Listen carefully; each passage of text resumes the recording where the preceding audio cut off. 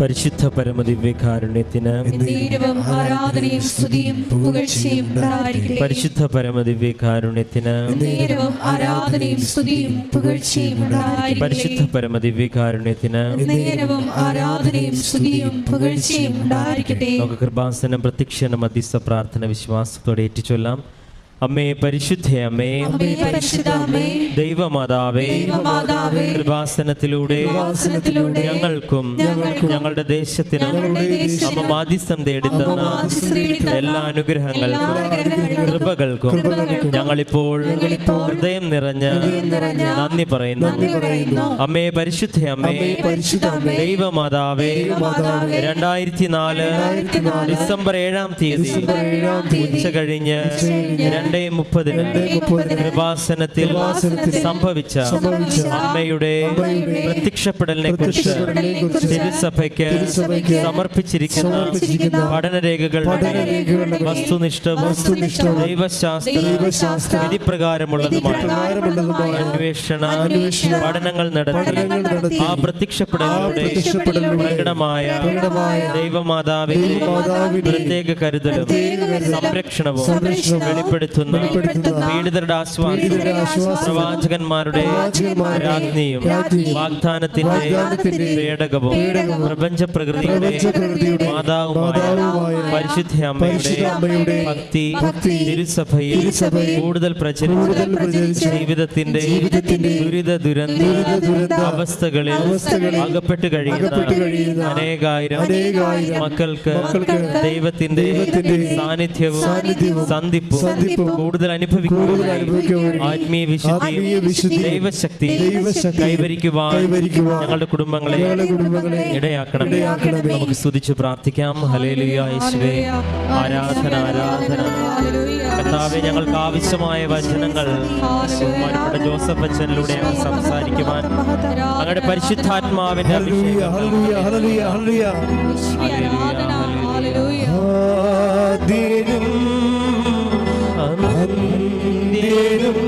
നീ മാത്രമേ സ്തുതികൾക്കും പുകഴ്ചയ്ക്കും യോഗ്യനേശുവേ.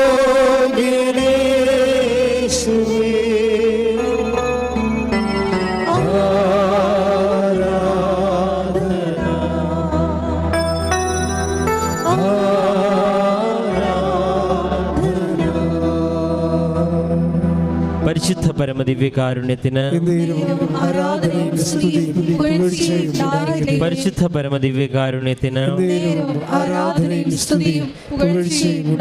പരിശുദ്ധ പരമദിവ്യകാരുണ്യത്തിന് അമ്മേ പരിശുദ്ധ അമ്മേ, ഭൂസ്വർലോകങ്ങളുടെ രാജ്ഞിയായ അങ്ങേക്ക് ഭൗമ സംരക്ഷണത്തിനായി പ്രപഞ്ച പ്രകൃതിയെ തിരുസഭ പ്രതിഷ്ഠിക്കുന്ന ഈ പ്രത്യക്ഷീകരണം വഴി ഇടയാക്കണമേ. പരിശുദ്ധ അമ്മേ, ജപമാല മാതാവേ, സകല പ്രാർത്ഥനകളോട് ചേർത്ത് ഞങ്ങളിപ്പോൾ പ്രാർത്ഥിക്കുന്ന ഈ സമൂഹത്തിന്റെ പ്രത്യേക നിയോഗങ്ങൾ നമുക്ക് മൗനമായി നമ്മുടെ നിയോഗങ്ങൾ സമർപ്പിക്കാം.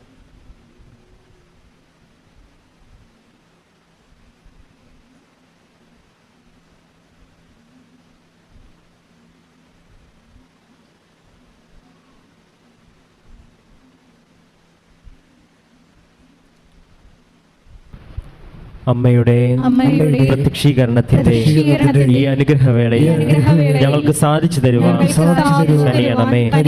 ആമേൻ.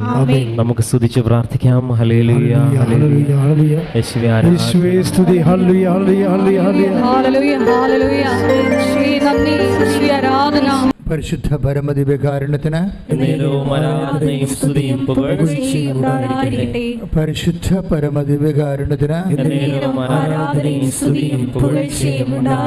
പരിശുദ്ധ പരമദിവ്യകാരുണ്യത്തിന്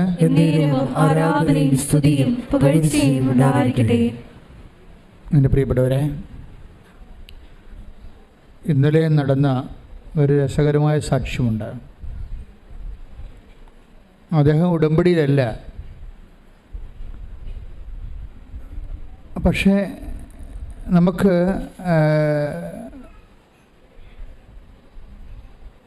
അനോണിമസായിട്ട് നമുക്ക് കവനൻ്റിലാകാൻ പറ്റും. അനോണിമസ് എന്ന് വെച്ച് കഴിഞ്ഞാൽ പ്രഖ്യാപിതമായിട്ട് പ്രകടിതമായിട്ട് അറിയപ്പെടാതെ കവനൻ്റ് പ്രഖ്യാപിക്കാതെ തന്നെ നമുക്ക്, അങ്ങനെയാണ് എനിക്കത് മനസ്സിലായത്. പുള്ളിയുടെ പേര് രാജീവ് ശിവനന്ദൻ, കായംകുളത്ത് നിന്നുള്ള സാക്ഷിയാണ്. അദ്ദേഹം ഒരു മർച്ചൻ്റ് നേവി സെക്യൂരിറ്റി ഓഫീസറാണ്, സുരക്ഷാ വിഭാഗം തലവനാണ്. അപ്പോൾ അദ്ദേഹം പറഞ്ഞിരിക്കുന്ന കാര്യം, എനിക്ക് ക്രിസ്തുവിനെ പണ്ടേ ഇഷ്ടമാണ്. ക്രിസ്തുവിനെ എനിക്ക് പണ്ടേ ഇഷ്ടമാണ്. ആരും എന്നോട് ഇഷ്ടപ്പെടാൻ പറഞ്ഞു തന്നിട്ടില്ല. ഞാൻ കുരിശുരൂപം നോക്കിയാണ് അത് പഠിച്ചത്. കുരിശുരൂപം നോക്കുമ്പോൾ ഒരു നിഷ്കളങ്കനായ ഒരു ആൾ മനുഷ്യൻ്റെ നന്മയ്ക്ക് വേണ്ടി ഇത്രയും പീഡിപ്പിക്കപ്പെടില്ലെന്ന് ഓർക്കുമ്പോൾ എൻ്റെ മനസ്സിൽ ഒരു സങ്കടം വരും. അന്ന് മുതൽ എനിക്ക് ക്രിസ്തുവിനെ ഞാൻ ഇഷ്ടപ്പെടാൻ തുടങ്ങി. ഞാൻ എന്നിട്ട് പുള്ളി പറയും, എനിക്ക് ചില സമയത്ത് തോന്നുന്നു, എനിക്ക് വട്ടായിട്ടൊക്കെ തോന്നും. കാര്യം ഞാൻ ക്രിസ്തുവിനോട്, എൻ്റെ മനസ്സിലുള്ള ക്രിസ്തുവിനോട് ഞാൻ എൻ്റെ കപ്പൽ യാത്രയിൽ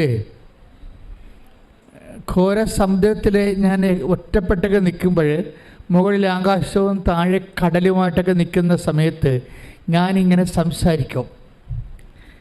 ഞാൻ സംസാരിക്കണ എല്ലാം ക്രിസ്തുവിനോടാണ് സംസാരിക്കണത്. അപ്പോൾ ഞാൻ തന്നെ ഓർത്തത്, എന്ത് ഈ ഞങ്ങളൊക്കെ പഠിക്കുന്ന കാലത്ത് അൺനോൺ ക്രൈസ്റ്റ് ഓഫ് ഹിന്ദുയിസം എന്ന് കേട്ടിട്ടുണ്ട്. ബുക്കാണത്, റൈമണ്ട് പണിക്കറിൻ്റെ ഒരു പ്രഖ്യാതമായ പുസ്തകമാണ്. അതായത് ഹൈന്ദവേദികയിലെ അറിയപ്പെടാത്ത ക്രിസ്തു എന്ന്. അപ്പോൾ ഒത്തിരി ഒരു മനുഷ്യർ പ്രഖ്യാപിതമായ റിലിജൻ്റെ ഭാഗമല്ലാതിരിക്കുമ്പോൾ തന്നെ ക്രിസ്തുവിനെ ആരിഷ്ടപ്പെടുന്നുവോ അവർ ക്രിസ്തു ഇഷ്ടപ്പെട്ടിട്ട് ഒരു വല്ലാത്തൊരു സ്നേഹബന്ധം രൂപീകരിക്കാനുള്ള വലിയ സാധ്യതയുണ്ട് ബൈബിളിൽ മാത്രമല്ല മനുഷ്യൻ്റെ അനുഭവ ജീവിതത്തിലും. അപ്പോൾ ഈ മനുഷ്യനിങ്ങനെ ഒരു ദിവസം ഇത്രയും ഒരു ബന്ധം ക്രിസ്തുവായിട്ടുണ്ട്. അദ്ദേഹം ക്രിസ്തു വഴിയാണ് മാതാവിലേക്ക് വന്നത്. നമ്മളൊക്കെ പഠിച്ചു വെച്ചിരിക്കുന്നത് അമ്മ വഴി മാതാവിലേക്ക്, അമ്മ വഴി ക്രിസ്തുവിലേക്ക് വരാൻ പറ്റുമെന്നാണ്. ഇത് നേരെ ഡൗണായിട്ടുള്ള നേരെ താഴേക്കുള്ളൊരു സഞ്ചാരമാണ്. അപ്പോൾ ക്രിസ്തുവിനെ ഇഷ്ടപ്പെട്ട് കഴിഞ്ഞതിന് ശേഷം ക്രിസ്തുവിൻ്റെ അമ്മയെ ഇഷ്ടപ്പെട്ടു. അപ്പോൾ അദ്ദേഹത്തിൻ്റെ ഒരു അനുഭവം ഇന്നലെ പറഞ്ഞത്, ഇവിടെ നിന്ന് പറഞ്ഞത് എനിക്ക് ഭയങ്കര ഇഷ്ടപ്പെടുന്നത്, അതായത് അദ്ദേഹം ഘോര സമുദ്രത്തിലൊരു മൺസൂൺ ടൈമാണ്. മൺസൂൺ ടൈം നമുക്കറിയാമല്ലോ, ജൂൺ ജൂലൈ മാസം. അപ്പോൾ ജൂൺ ജൂലൈ മാസത്തിൽ അദ്ദേഹത്തിൻ്റെ ബിസിനസ് നേവിയാണ്, മർച്ചൻ്റ് നേവി. അതിൻ്റെ ഷിപ്പ് പോകേണ്ടത് തെക്ക് പടിഞ്ഞാറോട്ടാണ് പോകേണ്ടത്. തെക്ക് പടിഞ്ഞാറോട്ട് അങ്ങനെ പോകാൻ പറ്റത്തില്ല ശരിക്കും പറഞ്ഞാൽ. തെക്ക് പടിഞ്ഞാറെന്നല്ലേ മൺസൂൺ വരണത്. അപ്പോൾ വലിയ തിരകൾ ഉയർന്ന് പൊങ്ങിയിട്ട് കപ്പലിന് സഞ്ചരിക്കാൻ പറ്റാതെ വരും. പക്ഷേ ആ ചാർട്ടേഡ് ആയിട്ടുള്ള ഒരു ബിസിനസ് ആയത് കാരണം പോകാതിരിക്കാനും പറ്റിയില്ല. അപ്പം നമുക്ക് നമ്മുടെ ജീവിതത്തിൽ ഇങ്ങനെ സംഭവിക്കുവേ, നമുക്കറിയാം പോയാൽ അപകടമാണ്, പക്ഷെ നമുക്ക് പോകാതിരിക്കാൻ പറ്റത്തില്ല. ഇങ്ങനെ ഒരു ത്രിസംഗുവിൽ നമ്മൾ ചെന്ന് ചാടും. ഈ ത്രിസംഗുവിൽ ചെന്ന് ചാടിയാലും ക്രിസ്തു തന്നെയാണ് നമുക്കൊരു പരിഹാരം. എന്താ കാര്യം വെച്ച് കഴിഞ്ഞാൽ, ക്രിസ്തു, ഞാൻ എപ്പോഴും നിങ്ങൾ പറയുന്ന ഉടമ്പടിയുടെ ഏറ്റവും ശക്തമായ വചനമാണ് ക്രിസ്തു എല്ലാമാണെന്നുള്ളത്. അതായത് സർവ്വസാധ്യതകളിങ്ങനെ അതായത് ഒരു കോടി ജന്മാന്തരങ്ങളിലൂടെ കടന്നു പോകുമ്പോഴും ഓരോ മനുഷ്യരും ഉണ്ടാകുന്ന ഓരോ സാധ്യതയ്ക്കും അവസ്ഥകൾക്കും ക്രിസ്തു മറുപടിയാണ്. കൈയിടിച്ച് കർത്താവ് hallelujah hallelujah hallelujah hallelujah hallelujah യേശുവേ ഹല്ലേലൂയ ഹല്ലേലൂയ യേശുവേ സ്തുതി ഹല്ലേലൂയ ഹല്ലേലൂയ സ്നേഹരാജാവേ സന്തോഷത്തിൽ പാടുക.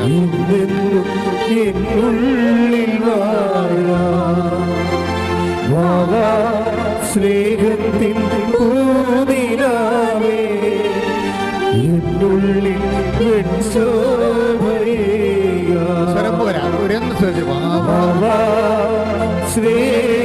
സ്നേഹരാജാവേ എന്നെന്നും എന്നുള്ളിൽ വാഴാ സ്നേഹത്തിൻ പൂനിലാവേ എന്നുള്ളിൽ സന്തോഷത്തിൽ ഹല്ലേലൂയ ഹല്ലേലൂയ ഹല്ലേലൂയ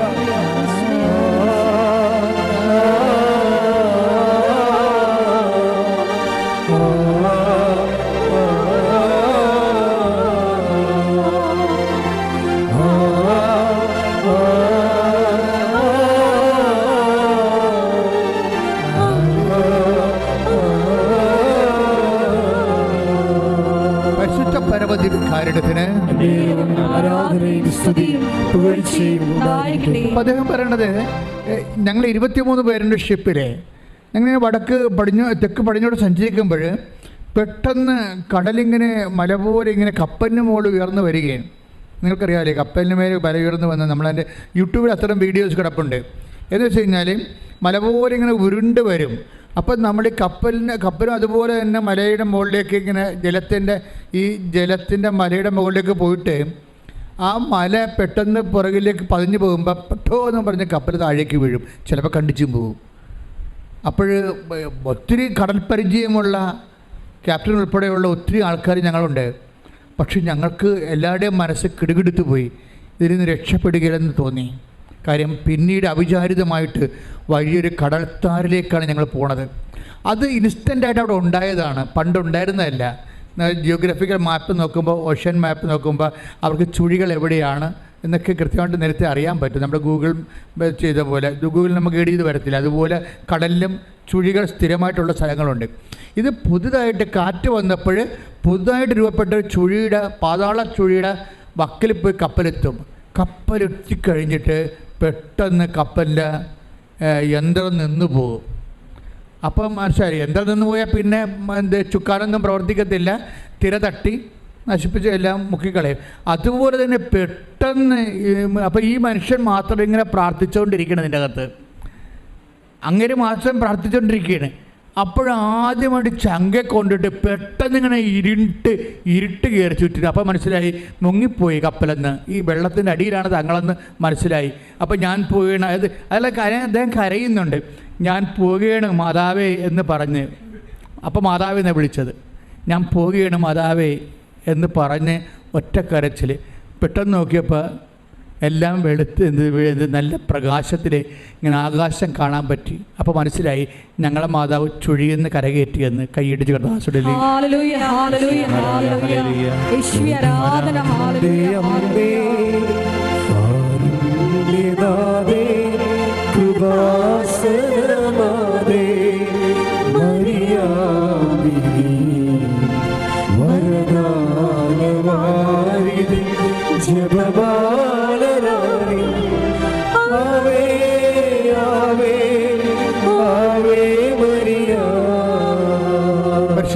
ദിവ്യകാരുണ്യത്തിന്.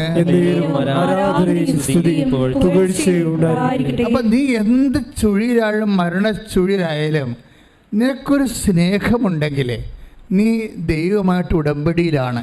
ഈ മനുഷ്യൻ അതാണല്ലോ പറയണത്, ഞാൻ ക്രിസ്തുവുമായി ആരും എന്നെ പഠിപ്പിക്കാതെ എന്നോട് പറഞ്ഞു തരാതെയും ഞാൻ സ്നേഹത്തിലായിരുന്നെന്നാണ്. അപ്പം ഞാനത് കേട്ടപ്പോൾ എൻ്റെ മനസ്സിൽ വന്ന വചനം ഏതാണെന്നറിയാവോ? ഇത് ഉടമ്പടി കാര്യം എങ്ങനെയാണ് നമ്മൾ ദൈവമായിട്ട് സ്നേഹത്തിലാകുമ്പോൾ. നിങ്ങൾക്കറിയാവില്ല, ഉടമ്പടി എന്ന് പറഞ്ഞ ഒരു സാങ്കേതിക വിഷയമല്ല, ഒരു വൈകാരികമായിട്ടുള്ള ഒരു വ്യക്തിപരമായ വിഷയമാണ്. ഉടമ്പടി എന്ന് പറഞ്ഞ ഒരു സാങ്കേതിക വിഷയമല്ല.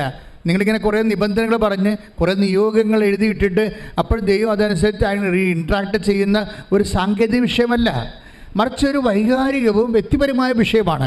അതിനകത്ത് വൈകാരികം എന്താണെന്ന് വെച്ച് കഴിഞ്ഞാൽ നീയും നിൻ്റെ ദൈവവും തമ്മിലുള്ള സ്നേഹമാണ്. ഈശോ എന്നാ പറഞ്ഞത്? എന്നെ സ്നേഹിക്കുന്നവൻ എൻ്റെ കൽപ്പന വചനം പാലിക്കും. Take the word of God 14:23 യോഹന്നാന്റെ സുവിശേഷം. ശ്രദ്ധിക്കട്ടെ. ഹല്ലേലൂയ ഹല്ലേലൂയ ഹല്ലേലൂയ ഹല്ലേലൂയ യേശുവേ നന്ദി. ഹല്ലേലൂയ. സ്തുതി. യോഹന്നാൻ 14:23 എന്നെ സ്നേഹിക്കുന്നവൻ എൻ്റെ വചനം പാലിക്കും. എന്നെ സ്നേഹിക്കുന്നവൻ എൻ്റെ വചനം പാലിക്കും. അപ്പോൾ എന്റെ പിതാവ് അവനെ സ്നേഹിക്കുകയും ഞങ്ങൾ അവന്റെ അടുത്ത് വന്ന് അവനിൽ വാസമുറപ്പിക്കുകയും ചെയ്യും. ഇതാണ് മറ്റെല്ലാ പ്രാർത്ഥനകളിൽ നിന്ന്, പ്രാർത്ഥനാ രൂപങ്ങളിൽ നിന്ന് ഉടമ്പടിയെ വ്യത്യസ്തമാക്കുന്ന ഉടമ്പടിയുടെ തനത് പ്രാമിസ്, തനത് വാഗ്ദാനം. വേറെ ഒന്നിൻ്റെ ഈ വാഗ്ദാനമില്ല. എന്താ പറയണത്? യോഹന്നാൻ 14:23 എന്താ പറയണത്? ഏറ്റു പറഞ്ഞ്, എന്നെ സ്നേഹിക്കുന്നവൻ എൻ്റെ വചനം എൻ്റെ കൽപ്പന പാലിക്കും. അപ്പോൾ എൻ്റെ പിതാവ് അവനെ സ്നേഹിക്കുകയും ഞങ്ങൾ വന്ന് അവനിൽ വാസം ഉറപ്പിക്കുകയും ചെയ്യും. പ്രസൻസാണ് അവിടെ പറയണത്. അതാണ് സാന്നിധ്യം എന്ന് പറയണത്. നിങ്ങൾക്ക് ദൈവസ്നേഹം കൂടിക്കഴിഞ്ഞാൽ പിന്നെ അത് ഉടനെ പെട്ടെന്ന് കൺവേർട്ട് ചെയ്ത് അത് സാന്നിധ്യമായി മാറും. ഇതിനാണ് ഈ വാഗ്ദാന പേടകം എന്ന് പറയുന്നത്. ഉടമ്പടിയിലൂടെയാണ് വാഗ്ദാന പേടകം നിലവിൽ വരണത്. അല്ല പെട്ടിടകത്ത് അപ്പവും കുറേ വചനവും ചുമന്നുകൊണ്ട് പോയ വാഗ്ദാന പേടകമാകത്തില്ല. വാഗ്ദാന പേടകം ഒരു മാനസികവും ആത്മീയവും വ്യക്തിപരവും സ്വകാര്യവും വൈകാരികവുമായ ഒരു ബന്ധമാണ്. കൈയിടിച്ച് കർത്താൻ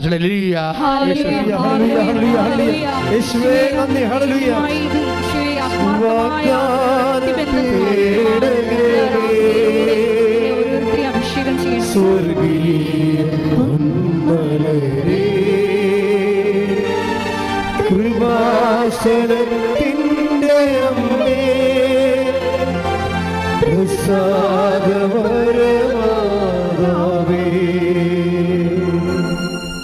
അതായത് ഈയൊരു നിങ്ങൾ ഉടമ്പടിയിലായിരിക്കുന്നവർ ഈയൊരു ബന്ധം ടാർഗറ്റ് ചെയ്യാൻ വേണ്ടി നോക്കണം. ദൈവമായിട്ട് ഒരു സ്വകാര്യ ബന്ധം, വ്യക്തിപരമായ വൈകാരികമായ ഒരു സ്നേഹോഷ്മളമായ ഒരു ഇൻറ്റിമസി കീപ്പ് ചെയ്യാൻ നോക്കണം. അത് ഈ വചനം പാലിക്കുന്നതിലൂടെയാണ് സംഭവിക്കുന്നത്. വെറുതെ ഞാൻ ദൈവത്തെ സ്നേഹിക്കുന്നു എന്ന് പറഞ്ഞാൽ അത് ഡസൻറ്റ് ബക്കറ്റ്.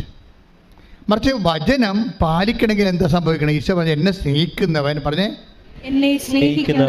എൻ്റെ വചനം പാലിക്കും. അപ്പോൾ വചനം പാലിക്കും എന്ന് പറയുമ്പോൾ നിങ്ങൾക്ക് വേണമെങ്കിൽ അതായത് കഴിഞ്ഞ ദിവസങ്ങളിൽ ഒരു സംഭവം ഉണ്ടായി. ഒരു മോള് അവൾ എൻ്റെ അടുത്ത് ഒരു ചീട്ട് തന്നത്. ഞാൻ ഇവിടെ നിൽക്കുമ്പോൾ എല്ലാവരും അച്ഛനെ കാണാൻ വരുമല്ലോ, എമർജൻസി ഉള്ള ആൾക്കാരെ കാണാൻ വരുമ്പോൾ അവിടെ സ്ലിപ്പ് എഴുതിയിട്ടുണ്ടാവും അല്ലേ? നിങ്ങൾക്ക് ആ ഓഫീസിൽ നിന്ന് നിങ്ങളുടെ വിഷയം സീരിയസ് ആണെന്ന് കാണിക്കുന്ന അതിൻ്റെ രേഖകളും എഴുതി കൊടുക്കുമ്പോൾ ഓഫീസിൽ നിന്ന് എഴുതി വിടും. എന്താണ്? അപ്പോൾ ഞാൻ വെള്ളച്ചീട്ടിൽ എഴുതിയിരിക്കണം എന്താണെന്ന് വെച്ച് കഴിഞ്ഞാൽ, എൻ്റെ മകനെ എനിക്ക് തിരിച്ചു കിട്ടണം. ഞാൻ അപ്പീലിന് പോവുകയാണ്. കീഴ്ക്കോടതിയിൽ നിന്ന് ഞാൻ തോറ്റു, അത് മേൽക്കോടതിയിലേക്ക് ഞാൻ അപ്പീലിന് പോവുകയാണ്. എൻ്റെ മകനെ എനിക്ക് തിരിച്ചു കിട്ടണം. അപ്പം ഞാനിത് വായിച്ചപ്പോൾ അപ്പോൾ ഈശോ പറയുന്നുണ്ട്, എന്തോ പന്തികേടിൻ്റെ ഉണ്ടെന്ന് എന്നോട് പറയുന്നുണ്ട്. പക്ഷെ ഞാൻ ഉടനെ ചോദിച്ചില്ല.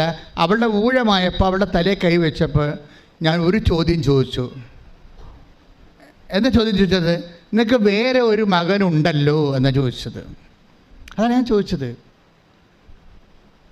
അപ്പോൾ അവൾ പറഞ്ഞു, ഈ മകൻ്റെ ഇളയ മകനുണ്ട്, ഒരു അനിയനുണ്ടെന്ന് പറഞ്ഞു. അപ്പോൾ നിനക്ക് 2 മകനുണ്ടല്ലേ? ശരി, ആ 2 മകനുണ്ട്. ശരി, അപ്പോൾ നീ പിരിഞ്ഞു എന്ന് പറയുന്ന ഭർത്താവിൻ്റെ കയ്യിൽ എത്ര മക്കളുണ്ടെന്ന് ചോദിച്ചു. അപ്പോൾ പറഞ്ഞ് അയാൾക്ക് മക്കളൊന്നുമില്ല, മക്കളൊക്കെ എൻ്റെ കൂടെയാണെന്ന് പറഞ്ഞു. അപ്പോൾ ഞാൻ ചോദിച്ചു, നീ ആ മനുഷ്യൻ വീണ്ടും കല്യാണം കഴിച്ചോ എന്ന് ചോദിച്ചു. അപ്പോൾ അയാൾ പറഞ്ഞ് ഇല്ല, കല്യാണം കഴിച്ചതെന്ന് പറഞ്ഞു. നീ കല്യാണം കഴിച്ചോ എന്ന് ചോദിച്ചു. അപ്പോൾ ഞാൻ കല്യാണം കഴിച്ചു എന്ന് പറഞ്ഞു. ഞാൻ അമ്പടി കള്ളി എന്താ? അപ്പോൾ ഞാൻ പറഞ്ഞു, നിന്നെ കെട്ടിയത് കൊണ്ട് ആ മനുഷ്യൻ്റെ ജീവിതം വഴിയാധാരമായി അല്ലേ? ഇവിടുത്തെ ഈ രാജ്യത്തിന് നിയമം പറഞ്ഞിരിക്കുന്നത് എന്താണ്? മൂത്ത മകൻ അവന് അപ്പൻ്റെ കൂടെ പോകാൻ ഇഷ്ടമുണ്ട്, കോടതി അവൻ ധരിപ്പിച്ചു, അപ്പം നിയമപരമായിട്ട് പോകാം. ഇവൾ വിടത്തില്ല, ഇവൾ ഹൈക്കോടതി പോവുകയാണ്. അപ്പോൾ ആ മനുഷ്യൻ്റെ ജീവിതം നശിപ്പിക്കുകയാണ്. ആ മനുഷ്യനെ വഴിയാതെ ഗതികിട്ട പ്രേതമാക്കി മാറ്റിയിട്ട് ഇവൾ വീണ്ടും കല്യാണം കഴിച്ച് അയാളുടെ 2 കുഞ്ഞുങ്ങളെ അടിച്ചെടുത്ത്. മനസ്സിലായില്ലേ? ഇപ്പം എന്താ ഞാൻ പറഞ്ഞത്? ഒരു കുഞ്ഞിനെയും കൊടുത്തില്ല എന്നുണ്ടെങ്കിൽ ഞാൻ ഒരു കാര്യം നിന്നോട് ഞാൻ രഹസ്യം പറഞ്ഞാന്ന് പറഞ്ഞാൽ അവളുടെ ചെവിയിൽ രഹസ്യം പറഞ്ഞു കൊടുത്തിട്ടുണ്ട്. നിൻ്റെ അന്ത്യം നീ അടിച്ചു മാറ്റാൻ പോകുന്ന കുഞ്ഞിലൂടെ ആയിരിക്കുമെന്ന്. വേറെ എന്താ രഹസ്യം? വളരെ ആത്മാർത്ഥമായിട്ട് വളരെ മധുരമായ ഒരു രഹസ്യം. പോരെ? പണിയായില്ലേ? അത് സ്നേഹമില്ല. ഉടമ്പടിയെപ്പോലും ആൾക്കാർ അവരുടെ സ്വാർത്ഥമായ കാര്യങ്ങൾ നേടാൻ വേണ്ടി എടുക്കുമ്പോഴെന്താ പ്രശ്നം? എങ്ങനെയാണ് ദൈവം വസിക്കണത്? കർത്താവ് ഇങ്ങനെ ഒന്നും രക്ഷപ്പെട്ടു പോകാൻ പറ്റത്തില്ല മക്കളെ. നിങ്ങൾ വിചാരിക്കണേ എന്തെങ്കിലും കൊണ്ടുവന്ന് എഴുതിയിടുമ്പോൾ എല്ലാം ഓക്കെ ആകുന്ന, എല്ലാം പോക്കാകേ ഉള്ളൂ. എന്താ കാര്യം വെച്ച് കഴിഞ്ഞാൽ നിങ്ങൾ ചിന്തിക്കണം, ഇത് സ്നേഹത്തിന് നിരക്കണതാണോ, ഇത് ദൈവത്തിന് നിരക്കണതാണോ എന്ന് നിങ്ങൾ ചിന്തിക്കണം. ദൈവത്തിന് നിരക്കാത്തൊരു കാര്യം ദൈവത്തോട് ചോദിച്ചാൽ ഇവിടെ വെറുതെ ഉടമ്പടി എടുത്ത് പണി മേടിച്ച പോലെയാകും. കാര്യം നീ എന്തുമാത്രം ദുഷ്ടയാണ്, എന്തുമാത്രം ദുഷ്ടനാണെന്ന് ദൈവത്തിന് പ്രഖ്യാപിതമായി തെളിവ് കൊടുക്കുകയാണ്. മനസ്സിലായ? എപ്പോഴും നമ്മൾ ശ്രദ്ധിക്കേണ്ട ഒരു വിഷയം എന്ന് വെച്ച് കഴിഞ്ഞാൽ, ഇതിനകത്ത് വിട്ടുവീഴ്ചകൾ നമ്മൾ ചെയ്യണത് ദൈവത്തിൻ്റെ വചനത്തിൻ്റെ അടിസ്ഥാനത്തിലാണ്, നമ്മുടെ താല്പര്യത്തിൻ്റെ അടിസ്ഥാനത്തിലല്ല. അതാണ് ഈശോ പറയണത്. എന്താ ഈശോ പറഞ്ഞിരിക്കുന്നത്?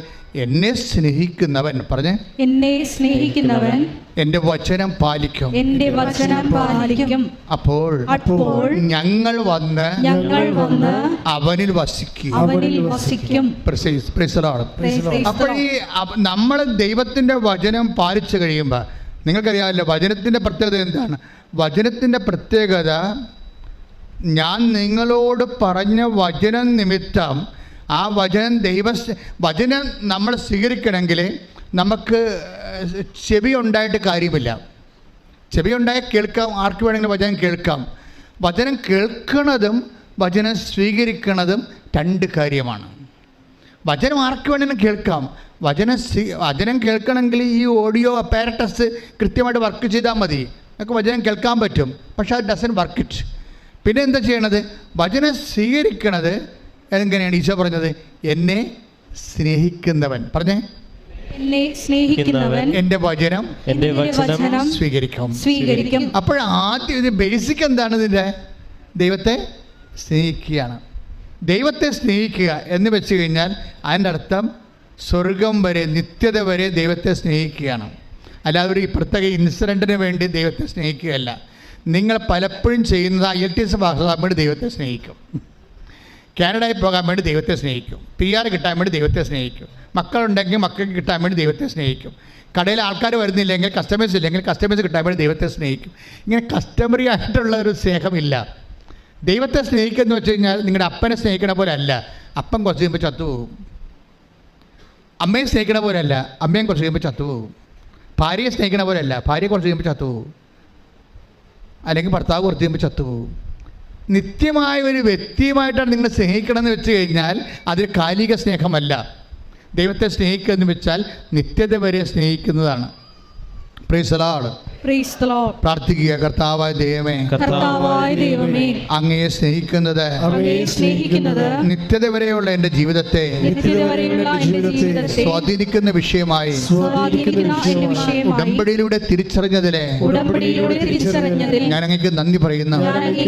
കർത്താവേ, ഈ വചനങ്ങളുടെ ജീവിതാർത്ഥങ്ങളെ എന്നെ അഭിഷേകമായി ബോധ്യപ്പെടുത്തണമേ. ശ്രുതികടെ പഠിപ്പിക്കുന്നതിന് നന്ദി പറയുന്നു. ആദ്യം തന്നെ ഈ തിരുസന്നിധിയിൽ എനിക്ക് സാക്ഷ്യം പറയാനായിട്ട് ഇവിടെ എത്തിച്ചെന്നെ തിരുക്കുമാരനും മാതാവിനും കോടാനുകൂടി നന്ദി പറയുന്നു. എൻ്റെ പേര് ഐശ്വര്യ ജയൻ. ഞാൻ എറണാകുളം ജില്ലയിൽ പിറന്നു വരുന്നു. ഇതെൻ്റെ അമ്മ മിനി ജയൻ, മകൻ ധ്യാൻ ദർശിത്. ഞങ്ങൾ ഹിന്ദുക്കളാണ്. എന്നിരുന്നാൽ കൂടിയും പണ്ട് മുതലേ വിശ്വാസത്തിൽ വളർന്നിരുന്ന കുടുംബമാണ്. അങ്ങനെ 2022 ഞാൻ ഈ മകനെ പ്രഗ്നൻ്റ് ആയിരിക്കുന്നത്. പ്രഗ്നൻ്റ് ആയിരുന്നപ്പോൾ 5ാം മാസത്തിലെ അനോമലി സ്കാനിൽ ഇവന് ഗ്രാഫിൽ ചെറിയൊരു വേരിയേഷൻ കണ്ടു. അപ്പോൾ ഡോക്ടർ പറഞ്ഞു, കുഞ്ഞിന് എന്തെങ്കിലും വൈകല്യങ്ങളോ എന്തെങ്കിലും അബ്നോർമാലിറ്റീസ് ഉണ്ടാവാനുള്ള സാധ്യതയുണ്ട്. അപ്പോൾ നിങ്ങൾ NIPT എന്നൊരു വലിയൊരു ബ്ലഡ് ടെസ്റ്റ് ചെയ്യണമെന്ന് പറഞ്ഞു. അപ്പോൾ ആകെ വിഷമത്തിലായി. അപ്പോൾ തന്നെ NIPT ടെസ്റ്റിന് നമ്മൾ അവിടെ രജിസ്റ്റർ ചെയ്യണമായിരുന്നു. അപ്പോൾ പിന്നെ ഒന്നും ആലോചിച്ചില്ല, ദൈവത്തെ മനസ്സിൽ വിചാരിച്ച് നമ്മൾ NIPT ടെസ്റ്റ് കൊടുക്കാനായിട്ട് തീരുമാനിച്ചു. വീട്ടിൽ വന്നു കഴിഞ്ഞപ്പോൾ ആകെ വിഷമത്തിലായിരുന്നപ്പോൾ അമ്മ എന്നോട് പറഞ്ഞു, നീ ദൈവത്തോട് പ്രാർത്ഥിക്കുക, കൃപാസനത്തിൽ മാതാവിൻ്റെ അടുത്ത് പ്രാർത്ഥിക്കുക, ഇവിടെ വന്ന് കുഞ്ഞ് ഒരു കുഴപ്പവുമില്ലാതെ തന്നു കഴിഞ്ഞാൽ ഇവിടെ വന്ന് സാക്ഷ്യം പറഞ്ഞോളാന്ന് മാതാവിനോട് പറയാൻ പറഞ്ഞു. അങ്ങനെ ഞാൻ സാക്ഷ്യം മാതാവിനോട് നേർന്നു, ഒരു കുഴപ്പവുമില്ലാതെ കുഞ്ഞിനെ തന്നു കഴിഞ്ഞാൽ സാക്ഷ്യം പറഞ്ഞോളാമെന്ന്. അന്ന് മുതൽ ജപമാലയിൽ കൂടുതൽ ഭക്തി ആർജിക്കുകയും അതേപോലെ തന്നെ മാതാവിനോട് പ്രാർത്ഥിക്കുകയും സാക്ഷ്യങ്ങൾ കേൾക്കുകയൊക്കെ ചെയ്തു. അങ്ങനെ കഴിഞ്ഞ് 1 മന്ത് കഴിഞ്ഞാണ് NIPT ബ്ലഡ് ടെസ്റ്റിന് റിപ്പോർട്ട് വന്നത്. റിപ്പോർട്ട് വന്നപ്പോൾ ക്രോമോസോമുകളിൽ ഒന്നിനും കുഞ്ഞിന് യാതൊരു പ്രോബ്ലവും ഇല്ല, ആരോഗ്യവാനായി തന്നെയാണ് കുഞ്ഞിരിക്കുന്നതെന്ന് ഡോക്ടർ പറഞ്ഞു. അതിനെ തുടർന്ന് നമുക്ക് കുറച്ച് കൂടുതലായിട്ട് വിശ്വാസം വന്നു. വിശ്വാസം വന്നു കഴിഞ്ഞ് 2023 സെപ്റ്റംബർ 14 ഞാനിവിടെ ആദ്യമായിട്ട് വന്ന് ഉടമ്പടി എടുക്കുന്നത്. അപ്പോൾ എനിക്ക് ഉടമ്പടി എടുക്കാനായിട്ട് ഭയങ്കര ആഗ്രഹമായിരുന്നു. അപ്പോൾ ഞാൻ കുഞ്ഞുള്ളത് കൊണ്ട് ഇവിടെ വന്ന് നമുക്ക് ഉടമ്പടി എടുക്കാനുള്ള ഒരുപാട് പരിമിതികളുള്ളതുകൊണ്ട് ആദ്യമായിട്ട് 9/9/2023 ഞാൻ ഓൺലൈനായിട്ട് ഉടമ്പടി എടുത്തു. ഉടമ്പടി എടുത്തതിന് ശേഷം പിന്നെ പെട്ടെന്ന് എനിക്ക് മാതാവിനെ കാണുന്ന അതിയായ ആഗ്രഹം, മനസ്സിൽ ആരോ പ്രേരിപ്പിക്കുന്ന പോലെ തോന്നി. അങ്ങനെ ഞാൻ ഇവിടെ 14/9/2023 വന്ന് ഞാൻ ഉടമ്പടി എടുത്തു. ഉടമ്പടി എടുത്തതിന് തലേ ദിവസം 13/9 എൻ്റെ രാത്രി 11:00 ഞാൻ നല്ല ഉറക്കത്തിലായിരുന്നു. ഞാൻ പെട്ടെന്ന് തന്നെ കണ്ണു തുറക്കുകയും ചെയ്തു. ആരോ എന്നെ വന്ന് എണീപ്പിക്കുന്നത് പോലെ അത്രയും ഡീപ്പായ ഉറക്കത്തിലായിരുന്നു ഞാൻ. പെട്ടെന്ന് തന്നെ കണ്ണു തുറന്ന് നോക്കിയപ്പോൾ മുറിയുടെ ഒരു വശത്ത് നിന്ന് നീല വെളിച്ചം പയ്യെ കൂടി വരുന്ന ഞാൻ കണ്ടു. അപ്പോൾ ആദ്യമായിട്ടുള്ള അനുഭവമായതുകൊണ്ട് വളരെ ആശ്ചര്യത്തോടും അത്ഭുതത്തോടും ഏകദേശം ഒരു ഭയാനകമായൊരു ഇതിലൂടെയാണ് ഞാൻ നോക്കിക്കണ്ടത്. അതിനുശേഷം ഞാൻ വീണ്ടും ഒന്നും കൂടി നോക്കിയപ്പോൾ കൂടി വരുന്നു. അപ്പോൾ ഞാൻ എണീറ്റ് പോയി നോക്കാം എന്ന രീതിയിൽ എണീറ്റ് പോയി നോക്കിയപ്പോൾ ആ വെളിച്ചം മങ്ങിപ്പോയി. അപ്പോൾ ഞാൻ കിടക്കാൻ നേരത്ത് കുഞ്ഞിനെ ഇട്ടിട്ട് എങ്ങനെ വരും, കൃപാസനത്തിൽ എങ്ങനെ വരും, ആകെ ഒരു വിഷമത്തിലായിരുന്നു ഞാൻ കിടന്നത്. അപ്പോൾ എനിക്ക് തോന്നി മാതാവ് എന്നെ വിളിക്കുന്നതാണ്, ഒരു കുഴപ്പവുമില്ല, നീ പോരെ എന്ന് എന്നെ വിളിക്കുന്നതാണ് എനിക്ക് മനസ്സിലായി. അങ്ങനെ ഞാൻ കൂട്ടുകാരിയോടൊപ്പം ഇവിടെ വരാനായിട്ടാണ് ഇരുന്നത്. ഞാൻ വൈറ്റിൽ ബസ് സ്റ്റാൻഡിൽ ഇറങ്ങിയപ്പോഴേക്കും അവൾ പറഞ്ഞു ഞാൻ വരുന്നില്ല, നീ തന്നെ പൊക്കോളാൻ പറഞ്ഞു. അപ്പോൾ എനിക്ക് ആകെ വിഷമം, ഞാൻ എങ്ങനെ തന്നെ വരും, ഞാൻ ആദ്യമായിട്ട് വന്നിട്ടില്ല.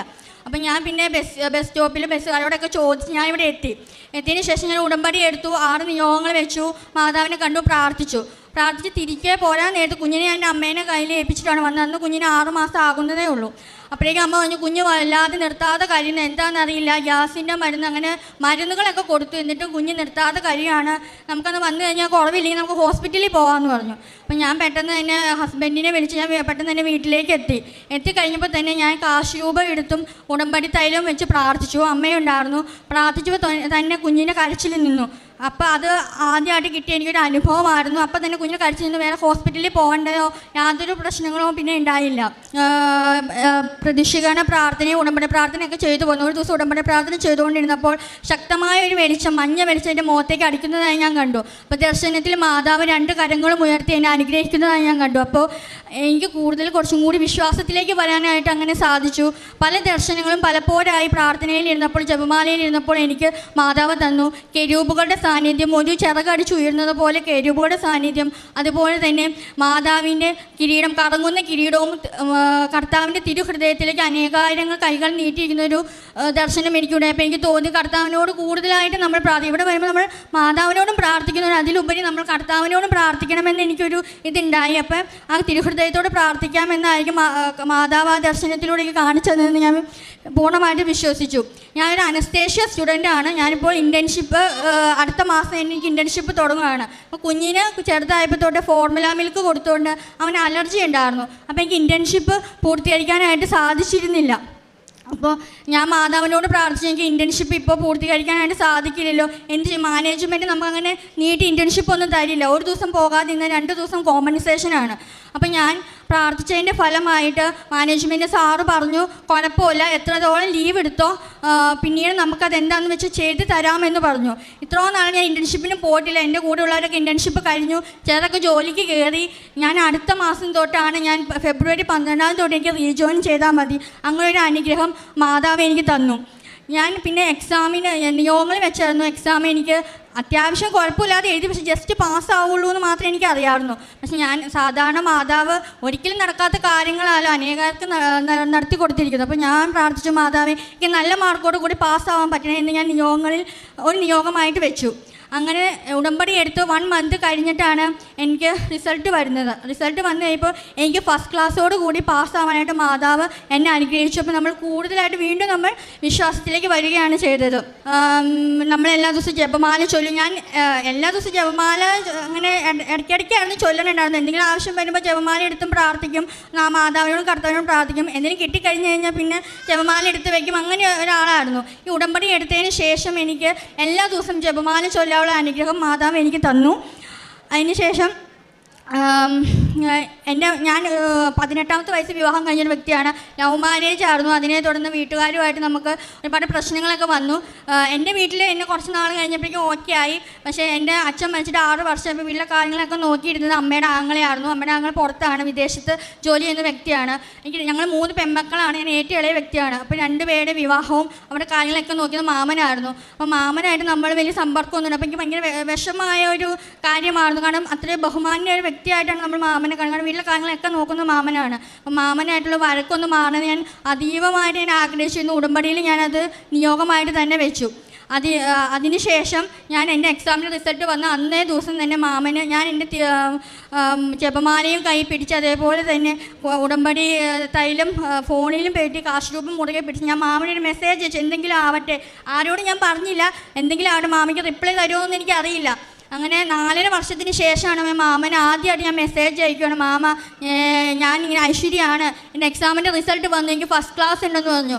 4.5 വർഷമായിട്ട് യാതൊരു ബന്ധവുമില്ലാതെ, എന്നെ അന്വേഷിക്കുക പോലും ഇല്ലാത്ത ആൾ എന്നോട് ചോദിച്ചു, നിനക്ക് സുഖമാണോ, നീ സുഖമായിട്ട് ഇരിക്കുന്നോ, നിനക്ക് എക്സാമിന് ഫസ്റ്റ് ക്ലാസ് കിട്ടി, വളരെയധികം സന്തോഷം, എന്നെ അപ്രിഷ്യേറ്റ് ചെയ്തു. അപ്പോൾ അതെനിക്ക് വലിയൊരു അനുഗ്രഹമാണ്. ആ നിയോഗവും മാതാവ് എനിക്ക് സാധിച്ചു തന്നു. അപ്പോൾ എൻ്റെ രണ്ടാമത്തെ കുഞ്ഞേച്ചിക്ക് അതേപോലെ പിത്താശയ സഞ്ചി കല്ലുണ്ടായിരുന്നു. അവളുടെ ഡെലിവറിക്ക് ശേഷം ഏകദേശം 7-ാം മാസമൊക്കെ കുഞ്ഞിനായപ്പോൾ തൊട്ട് അവൾക്ക് വളരെയധികം ഛർദിയിലും അതുപോലെ വോമിറ്റിങ്ങും ഗ്യാസൊക്കെ ആയിട്ട് പല ആശുപത്രിയിൽ പോയപ്പോഴൊന്നും ആദ്യമൊന്നും കണ്ടുപിടിച്ചില്ല, ഗ്യാസിൻ്റെ ആണെന്ന് പറഞ്ഞു.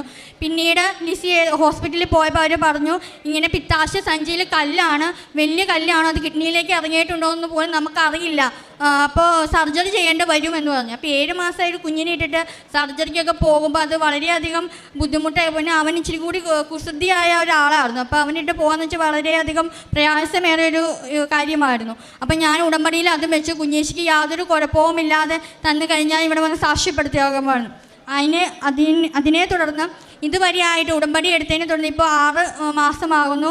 ഇതുവരെ ചേച്ചിക്ക് വയറുവേദനയോ ഗ്യാസ് യാതൊരു പ്രശ്നങ്ങളുമില്ല, സർജറി ഒന്നും വേണ്ടാന്ന് ഡോക്ടർ പറഞ്ഞു, മെഡിസിൻ തന്നെ കണ്ടിന്യൂ ചെയ്താൽ മതി. ഇതുവരെ അവർക്ക് വേറെ ഗ്യാസിൻ്റെ പ്രശ്നങ്ങളും ഒന്നും തന്നെ ഉണ്ടായിട്ടില്ല. പിന്നെ ഞാൻ ഉടമ്പടി പുതുക്കി കഴിഞ്ഞപ്പോൾ ഞാൻ എൻ്റെ ഹസ്ബൻഡിൻ്റെ വീട്ടിൽ ഭയങ്കര പൊക്കമുള്ള പ്രദേശം, മലപ്രദേശമാണ്. അപ്പോൾ അതുകൊണ്ട് അവിടെ വെള്ളമില്ല. നമുക്ക് പഞ്ചായത്ത് പൈപ്പിൻ്റെ മുഖേനയാണ് വെള്ളം കിട്ടിക്കുന്നത്. പക്ഷേ ഇടയ്ക്കാണ് വെള്ളം കയറി വരുള്ളൂ. വളരെ ദൂരത്ത് പോയി നമ്മൾ വെള്ളം കൊണ്ടുപോകണം. അങ്ങനെ വളരെയധികം ബുദ്ധിമുട്ടായിരുന്നു. പിന്നെ പൈപ്പിൽ വെള്ളം വന്നില്ലെങ്കിൽ നമ്മൾ കാശ് കൊടുത്ത് നമ്മൾ 700 രൂപ കൊടുത്ത് 2000 ലിറ്റർ വെള്ളം അടിക്കണം. വെള്ളമൊക്കെ വളരെയധികം കഷ്ടപ്പെട്ടാണ് നമ്മൾ ഉപയോഗിക്കുന്നത്. ചിരട്ടകളിൽ വരെ വെള്ളം നിറച്ച് വെച്ച് നമ്മൾ ഉപയോഗിക്കുമായിരുന്നു. അത്രയേറെ ബുദ്ധിമുട്ടുകളായിരുന്നു. പിന്നെ പഞ്ചായത്തിൽ നിന്ന് ആൾക്കാർ വല്ലതും നമുക്ക് വെള്ളം അടിച്ചു തരിക, അങ്ങനെയൊക്കെ ആയിരുന്നു പൈസ കൊടുത്ത്. അപ്പം ഞാൻ രണ്ടാമത് ഉടമ്പടി പുതുക്കിയപ്പോൾ ഞാനത് ഒരു ആവശ്യമായ, മാതാവേ എത്രയും പെട്ടെന്ന് വെള്ളത്തിൻ്റെ ബുദ്ധിമുട്ടുകളൊക്കെ മാറ്റി തരണമേ എന്ന്. അപ്പോൾ വീട്ടിൽ മറ്റേ പഞ്ചായത്ത് മുറ്റത്തെ ടാപ്പ് എന്നൊരു പദ്ധതി ഉണ്ടായിരുന്നു. പക്ഷേ മുറ്റത്തെ ടാപ്പ് മാത്രമേ ഉണ്ടായിരുന്നുള്ളൂ, വെള്ളമൊന്നും വരില്ല. വല്ലപ്പോഴും വല്ല 2-3 മാസം കൂടി ഇച്ചിരി വെള്ളം വന്നാലേ 1-2 ബക്കറ്റോ കിട്ടിയതായി അത്ര ഉണ്ടായിരുന്നുള്ളൂ. ഇതിന് ഞാൻ ഉടമ്പടി എടുത്ത് പുതുക്കിയേ. പിന്നെ അന്ന് മുതൽ ഇന്ന് വരെ എല്ലാ ദിവസവും ടാപ്പിൽ ഇഷ്ടംപോലെ നല്ല ഫോഴ്സിൽ, അതും ഭയങ്കര വലിയ പൊക്കമുള്ള പ്രദേശം, ഫോഴ്സിൽ അടിച്ചേറിയാൽ മാത്രമാണ് നമുക്ക് പൈപ്പുകൾ വെള്ളം കിട്ടുകയുള്ളൂ. ഇപ്പം എല്ലാ ദിവസവും പാത്രങ്ങൾ ഫുള്ള് എപ്പോഴും വെള്ളം നിറഞ്ഞിരിക്കുകയാണ്. ഇഷ്ടംപോലെ വെള്ളമാണ് നമുക്ക് മാതാവ് തരുന്നത്. അതിന് കോടാനുകോടി ഞാൻ നന്ദി പ്രകാശിപ്പിക്കുന്നു. അതേപോലെ നമ്മൾ ഉടമ്പടി വസ്തുക്കൾ എൻ്റെ ചിറ്റമാർക്ക് ഹിന്ദുക്കളിൽ ഡീപ്പായിട്ട് വിശ്വസിക്കുന്ന വ്യക്തികളായിരുന്നു. അപ്പോൾ ചിറ്റമാർക്ക് ഉടമ്പടി നേർച്ച വസ്തുക്കളും അതേപോലെ തന്നെ പത്രങ്ങളൊക്കെ കൊടുത്തിരുന്നു. അപ്പോൾ ഒരു ചിറ്റിക്ക് വലിയ വിശ്വാസമില്ല, മോള് മംഗലാപുരത്ത് പഠിക്കും, മോൾക്ക് കൊടുത്ത് വിടാം പരീക്ഷയ്ക്കല്ലേ എന്നുള്ള രീതിയിലും വീട്ടിൽ മേടിച്ച് വെച്ചോളൂ. തൊട്ട് നോക്കി ഒന്നും ചെയ്തില്ല. പിറ്റേ ദിവസം അതിരാവിലെ വിളിച്ചേക്കുവാണ്, എൻ്റെ അമ്മേനെ വിളിച്ചേക്കുവാണ്, എനിക്ക് നിന്നോടൊരു കാര്യം പറയാനുണ്ട് എന്ന് പറഞ്ഞു. എന്താണെന്ന് ചോദിച്ചു.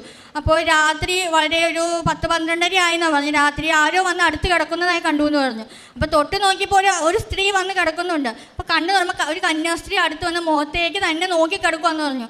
അപ്പോൾ ഇത്രയും ഈ ഹിന്ദുക്കൾ വിശ്വാസമായ ആൾക്കാർക്ക് അതൊക്കെ വിശ്വസിക്കാൻ കുറച്ച് പാടാലോ. അപ്പോൾ ചിലപ്പോൾ സ്വപ്നമായിരിക്കുന്നു വെച്ചാൽ തിരിഞ്ഞു കിടന്നപ്പോഴും അതേപോലെ തന്നെ മുഖത്തേക്ക് നോക്കുമ്പോൾ മാതാവിൻ്റെ ഒരു സാന്നിധ്യം ആ കുടുംബത്തിലുണ്ടായി. അപ്പം അങ്ങനെ ചെറിയൊരു വിശ്വാസത്തിലേക്ക് വരാനായിട്ട് അത് ഇടയായി. അതേപോലെ തന്നെ വേറൊരു ചിറ്റിക്ക് ഇതേപോലെ തന്നെ വീട് പണി നടക്കുന്നത് കൊണ്ട് പൈസ ഇല്ലാതെ കുറച്ച് കഷ്ടപ്പാടിലായിരുന്നു.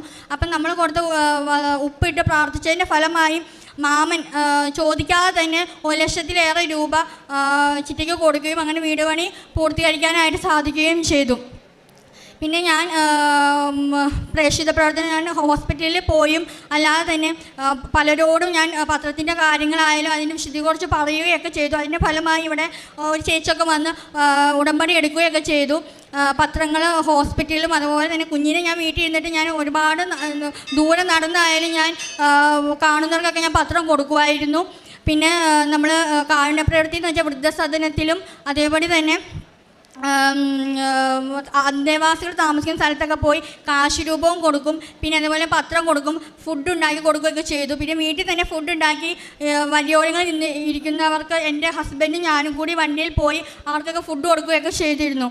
പിന്നെ ഒരുപാട് വർഷങ്ങളായി വീട്ടിൽ ഭയങ്കരമായിട്ട് എലിശല്യം ഉണ്ടായിരുന്നു. അപ്പോൾ വീട്ടിലെ കമ്പ്യൂട്ടർ അടക്കം അതിൻ്റെ വയറുകളൊക്കെ കറണ്ട് ഭയങ്കര, നമുക്ക് എപ്പോഴും CPU അത് ഇതൊക്കെ നന്നാക്കാനായിട്ട് ഒരുപാട് കാശ് നമ്മുടെ കയ്യിൽ നിന്ന് പോയിരുന്നു. പിന്നെ ലാസ്റ്റ് ആയപ്പോൾ അതൊക്കെ മൊത്തം കേടായിപ്പോയി. അങ്ങനെ ഒരുപാട് നാശനഷ്ടങ്ങൾ എലിയായിട്ട് ഭയങ്കര ബുദ്ധിമുട്ടുകളായിരുന്നു. അപ്പോൾ എലി വന്ന സ്ഥലത്ത് ഞാൻ വിശ്വാസ പ്രമാണം ചൊല്ലി ഞാൻ ഉപ്പ് വിതറിയതിൻ്റെ ഫലമായിട്ട് ഇതുവരെ ഇപ്പോൾ ഉടമ്പടി എടുത്തിട്ട് 6 മാസമായി, ഇതുവരെ ഒരു എലി പോലും വീട്ടിൽ വരികയോ അങ്ങനെ ഒരു എലിയുടെ യാതൊരു ബുദ്ധിമുട്ടുകളും വീട്ടിലുണ്ടാവുകയോ ഒന്നും ചെയ്തിട്ടില്ല. പിന്നെ അതേപോലെ തന്നെ എനിക്ക് ഒരുപാട് ഭയങ്കര ദേഷ്യം വരുന്ന ഒരു വ്യക്തിയായിരുന്നു ഞാൻ. ഒന്ന് പറഞ്ഞ് രണ്ടാമത്തേന് ചീത്ത പറയുക, അങ്ങനെ കുറച്ച് കൺട്രോൾ ചെയ്യാൻ വളരെയധികം ബുദ്ധിമുട്ടിയൊരു വ്യക്തിയായിരുന്നു. അപ്പോൾ ഈ ഉടമ്പടി എടുത്തേ പിന്നെ എനിക്കങ്ങനെ കൺട്രോൾ ചെയ്യാൻ പറ്റും, ഞാൻ ഉടമ്പടിയിലാണല്ലോ എന്നൊരു ബോധ്യം എനിക്ക് ഇടയ്ക്കിടയ്ക്ക് എൻ്റെ മനസ്സിലേക്ക് വരും. ഞാൻ ഇങ്ങനെ ദേഷ്യപ്പെടുന്ന യാതൊരു കാര്യമില്ല. ദേഷ്യമൊക്കെ പൈശാചികമായ ബന്ധനങ്ങളിലാണ്. ഒരിക്കലും മാതാവിൻ്റെ കരുണ, ദയ, സ്നേഹം, വാത്സല്യമൊക്കെ മാത്രമേ മാതാവിൻ്റെ കരങ്ങളിൽ നിന്നുള്ളൂ. ദേഷ്യം, അസൂയ, കുശുംബ, വിദ്വേഷം അതൊക്കെ പൈശാചികമായ ഇതാണ് എൻ്റെ മനസ്സിലേക്ക് വരും. അങ്ങനെ എനിക്ക് ദേഷ്യം കുറയ്ക്കാനായിട്ട് പറ്റി. പിന്നെ ജപമാലയിൽ കൂടുതലായിട്ട് എനിക്ക് മുറുകെ പിടിക്കാൻ പറ്റി. എല്ലാ ദിവസവും ജപമാല ചെല്ലാൻ പറ്റി. അത് തന്നെ എനിക്ക് ഏറ്റവും ഒരു ഇതുള്ള കാര്യമാണ്. പിന്നെ എനിക്ക് 1.5 വയസ്സ് ക്ലെഫ്റ്റ് പാലറ്റിൻ്റെ സർജറി കഴിഞ്ഞൊരു കുട്ടിയായിരുന്നു ഞാൻ. മുറിച്ചുണ്ട്, എനിക്ക് ചുണ്ടിന് യാതൊരു പ്രോബ്ലവും ഇല്ല. പക്ഷേ എന്ന് വെച്ചാൽ അതിന് വായുടെ അകത്ത് വലിയ ഹോളായിരുന്നു. അപ്പോൾ എനിക്കത് സൗണ്ടിനാണെങ്കിലും ഭയങ്കര ബുദ്ധിമുട്ട്. ഞാൻ കോളേജിൽ ക്ലാസ്സിൽ പോകുമ്പോഴായാലും പലരുമായിട്ട് എന്നെ കളിയാക്കുമായിരുന്നു, നിൻ്റെ സൗണ്ട് എന്താ ഇങ്ങനെ. എനിക്ക് അതേപോലെ തന്നെ ഞാൻ പഠിക്കാൻ അത്യാവശ്യം കുഴപ്പമില്ലായിരുന്നു. അപ്പോൾ എനിക്ക് എന്തെങ്കിലും വായിക്കാനൊക്കെ ആണെങ്കിലും എണീറ്റ് നിൽക്കുമ്പോൾ ടീച്ചർമാർ പറഞ്ഞ് ഇരുന്നോ, കുഴപ്പമൊന്നുമില്ല. കാരണം എന്ന് വെച്ച് കഴിഞ്ഞാൽ ഒരു ടീച്ചർമാരായാലും കുട്ടികളായാലും എന്നെ ഒരു താഴ്ത്തി കെട്ടുന്ന ഒരു ഇതായിരുന്നു. അപ്പോൾ എനിക്ക് ഭയങ്കര അതൊരു വിഷമമായിരുന്നു. ആ ഒരു സൗണ്ട് വെച്ച് ഈ തിരുസന്നിധിയിൽ മാതാവിന് വേണ്ടി സാക്ഷ്യം പറയാൻ പറ്റിയിൽ എനിക്ക് വളരെയധികം സന്തോഷമുണ്ട്. എന്നെ കളിയാക്കിയവരിലേക്ക് ഇതെനിക്ക് എത്തണം. അങ്ങനെ എത്തിച്ചിട്ട് മാതാവിൻ്റെ കൂടി നന്ദി ഞാൻ പ്രകാശിപ്പിക്കുന്നു. അന്ന് എനിക്ക് ഒരുപാട് വിഷമമായിരുന്നു. ഇങ്ങനെ സൗണ്ട് എന്തിനും എനിക്ക് മാതാവ് തന്നെ. അപ്പം എനിക്ക് ഭയങ്കര വിഷമമായിരുന്നു. പക്ഷേ ഇപ്പോൾ അതൊരു അനുഗ്രഹമായി ഞാൻ കാണുന്നു. മാതാവിന് തിരുക്കുമാരനും